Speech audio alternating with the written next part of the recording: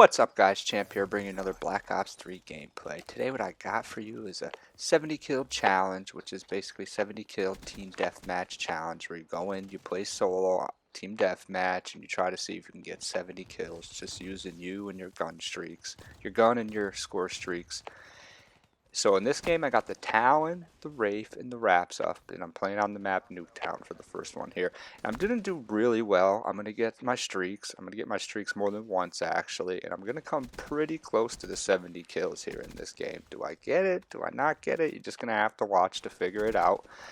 The one thing that I will say is I don't play a lot of team deathmatch, which is probably why I haven't completed this challenge yet. The only time I really get a chance to play some team deathmatch is in the Chaos Mosh Pit, which is why you'll realize here that I'm playing Nuketown, because that's in the Chaos Mosh Pit, and the team deathmatch does come up a lot for Nuketown on the Chaos Mosh Pit, especially when you're playing Nuketown 24/7.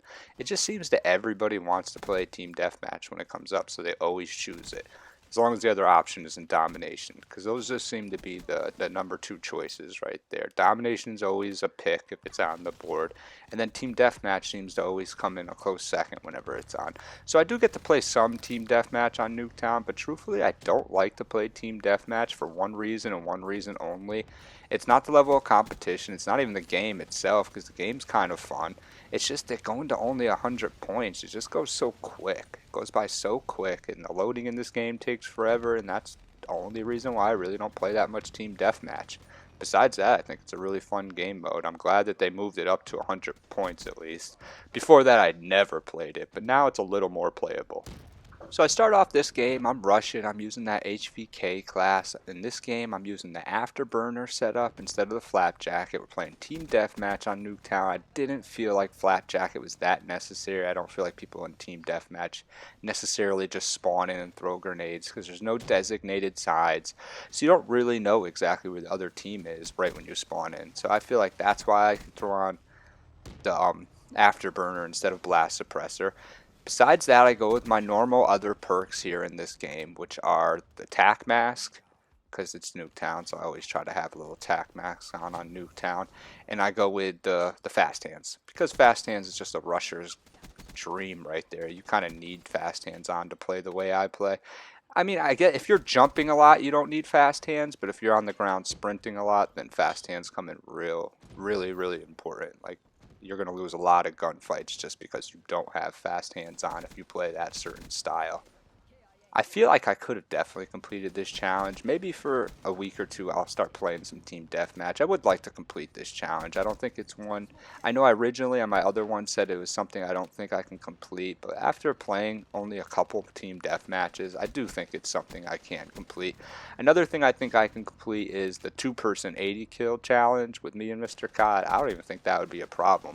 We don't really play team deathmatch as stated, and when we did play it, we played it like 5 games the other day, and we had about 60 to 70 kills each game. None of us even really got streaks, so all we had to do is pull one set of streaks, and we pretty much would have been able to complete that challenge. We both rush, we don't really lay back, so when you're doing that, you could take a lot of kills from your teammates, especially if they're just sitting back waiting. And it just seems to be the case that when me and him are on a team, we get the worst teammates ever. So we don't really have to worry about them getting too much kills. We just got to worry about making sure we get streaks and getting 40 kills each versus the other team.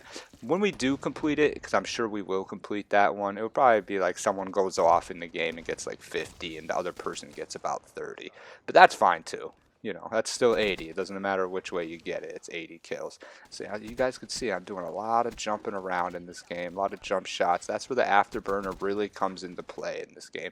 I didn't say my attachments. For my attachments in this game, I run it a little differently. I got the long barrel, the stock, and the extended mags. And I got the reflex sight on. I just like the reflex sight on, the HVK. There you go. I ended up finishing that game 58-11. I got 2 sets of streaks in that game. I got only 1 set of wraps, but I got 2 wraiths in that game. Ended up getting me a good amount of kills right there. Now we're going to switch over here, and we're going to be playing on the map Exodus. I'm going to be using this Brecci here. I wasn't going to throw this game in. I have other more action-packed games, I guess I would say, for Team Deathmatch, but this is one of my higher kill games, so I decided to keep it in. I'm using a Brecci. and I'm doing a lot of rushing, so it is a little bit of excitement. There's going to be a lot of triple kills, a lot of, like me just running in with the Brecci and getting a bunch of kills. I'm going to end up getting my streaks, and they're going to end up going off in this game. My teammates were not much help at all in this game, which is why I got so many kills.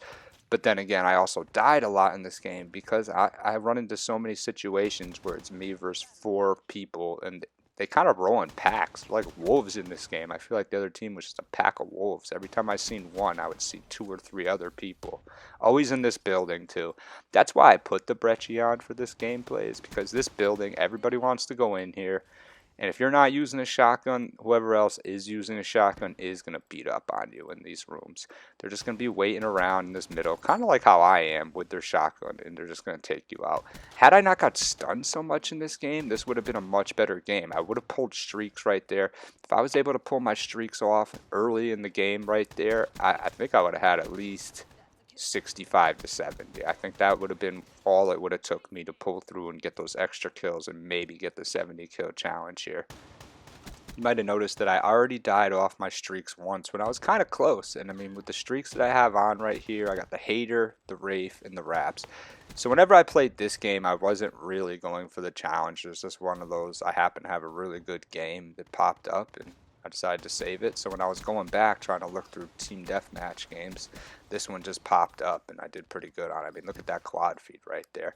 So I'm going to throw my focus on right here, and I think this might be where I go ahead and actually obtain my streaks. I got a nice position on the guys. Nope, I was wrong. That's not where I get my streaks. That's where the guy comes in with his shotgun and blows me up. But that's another spot where I could have got my streaks, definitely. I had my focus on. They were all going to start charging through that door right there, and I was going to be able to take him out, but he must have the KRM on or something. He hit me with a one-shot shoddy bullet. Knew I was there. He probably had 6th sense as well and just took me out.